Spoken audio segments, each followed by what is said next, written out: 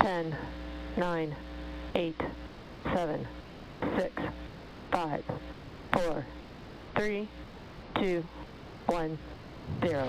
Ignition, and we have liftoff.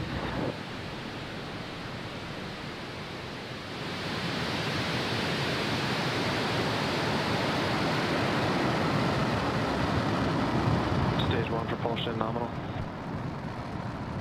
Vehicle's pitching downrange.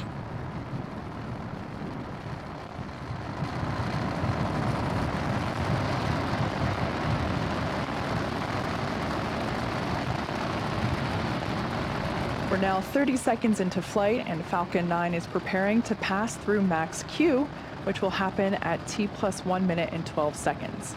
For those of you that might be unfamiliar with this term, max Q is when the vehicle will experience the greatest amount of dynamic pressure. Call out there that everything is looking nominal for first stage. To prepare for max Q, we throttle the engines down and then back up about 20 seconds later. And this helps ensure that we keep those dynamic pressures below a certain level. Falcon 9 is supersonic. So there we heard the call out that the vehicle is now going faster than the speed of sound.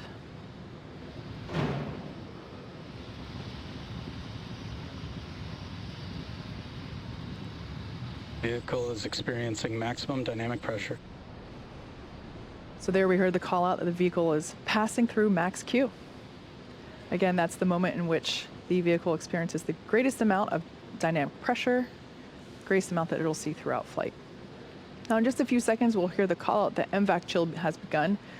Just like we did on the M1D engines for first stage, we open the pre-valves between the propellant tanks and the turbopumps, allow some of that super chilled liquid oxygen to cool down the turbopump hardware. There we go, so mvac chill has begun. So that super chilled liquid oxygen is flowing through the turbopumps, allowing them to cool off prior to full flow of propellant. Everything is looking good with stage 1 trajectory. Coming up, we're going to have 3 events happening in quick succession. We're going to have main engine cutoff, followed by stage separation and SES1, or second engine start 1. Main engine cutoff coming up in 3 seconds.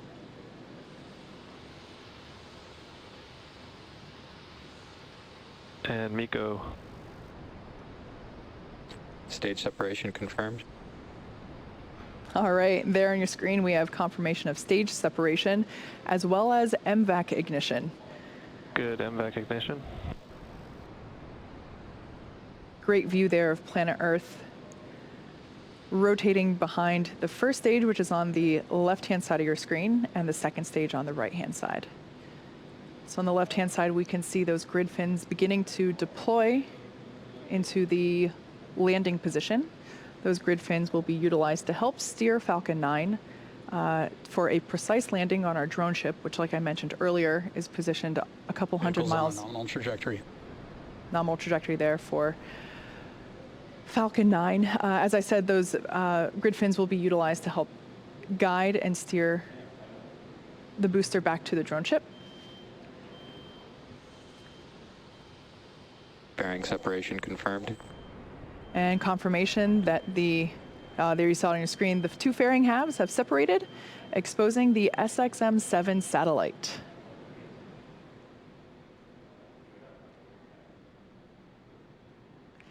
If you look closely, you can actually see the fairing disappearing from view in the background there. Currently at T plus 4 minutes and 3 seconds into flight, and we're performing the first of 2 planned mvac burns. At stage separation, the first stage's velocity is about 2,200 meters per second, or 5,000 meters per hour, pretty fast. Once the first and second stages separate, that first stage is actually still moving at such a high velocity that it continues to raise its altitude as it coasts for a couple of minutes prior to starting its downward return back to Earth.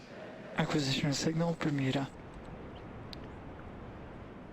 The next major milestone that we'll be able to see will be that first stage entry burn.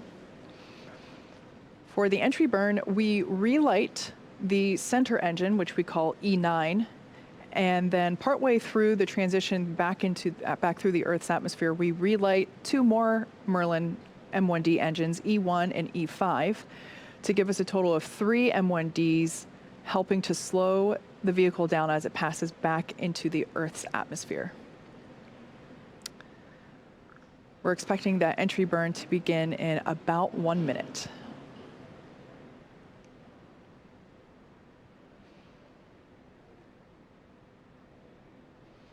Trajectory continues to look good there on second stage, carrying the SXM-7 satellite for Sirius XM. Vehicle is on a nominal trajectory.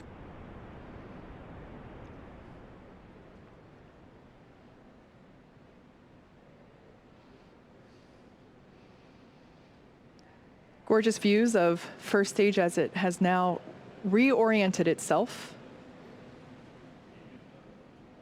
coasting through apogee and now returning back down.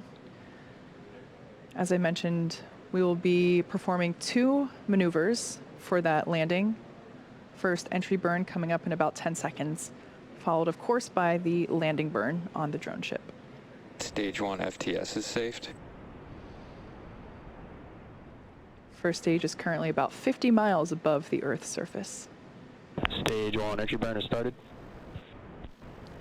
There we can see that the entry burn has begun on the left-hand side of your screen for that first stage re-entry.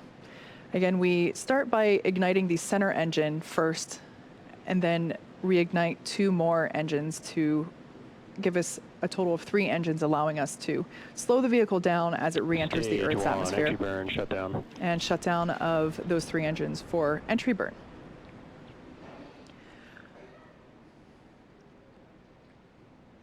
Trajectory continues to look nominal there for second stage on the right-hand side of your screen. I love that view of the MVAC nozzle glowing orange with Earth behind it. Next up, we have a couple of major milestones happening back to back. The start of the landing burn followed immediately by SECO 1, or second engine cutoff 1, on the second stage. SECO is where we shut down that MVAC engine to allow the second stage to coast for a little bit. This event preserves the fuel until we need it for the final burn to take us to our targeted orbit for the SXM-7 satellite.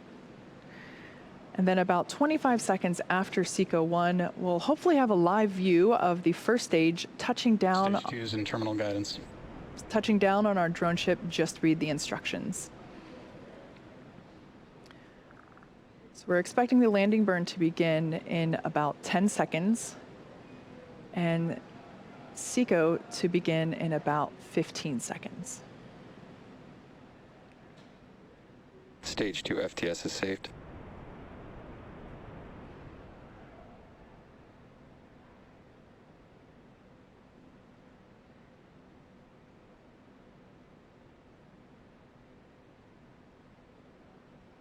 Everything continued to looking nominal.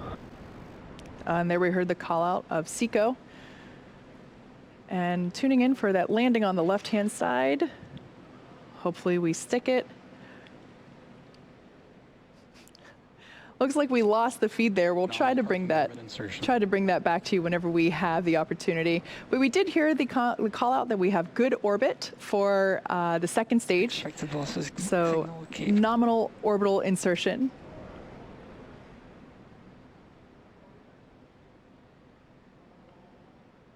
Stage 1 is landed. Landing operators proceed into 11.100 on recovery 1. We did hear the call out there that the first stage has landed. Unfortunately, we weren't able to bring the video of that as it was over the horizon. And there's that view. Once again, this is the 7th flight and therefore the 7th landing of this particular booster, also marking the 69th successful recovery of a Falcon 9 first stage. And there we can see that that MVAC engine has ignited and the nozzle beginning to turn a lovely orange. At this point in time, the second stage will burn for about 45 seconds, adding over 2,000 meters per second to the second stage's speed, before shutting it down for a second time. That shutdown event is called SECO 2, or Second Engine Cutoff Number 2.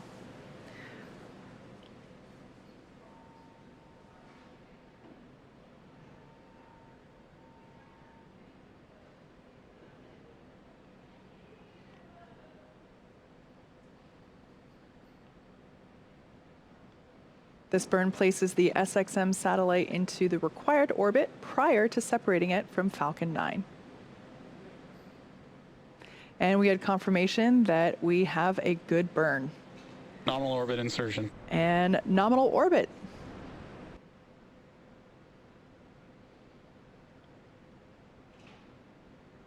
Payload separation confirmed. And there on your screen, we can see that the payload has separated.